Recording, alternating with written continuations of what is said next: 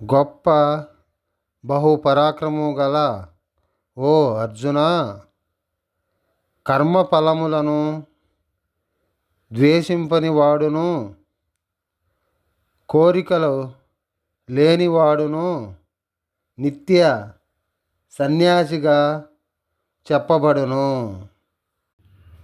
సుఖదుఖములను నుండి విడిసిన అట్టి వ్యక్తి భౌతిక బంధముల నుండి సులభముగా సంపూర్ణ ముక్తుడగుడును. కృష్ణ చైతన్యముతో పూర్తిగా నిమగ్నుడైన ఉండువాడు నిత్య సన్యాసి అగును. ఎలా అయినా అతడు ఎవరిని ద్వేషింపడు, తన కర్మల ఫలమును వ్యాసింపడు.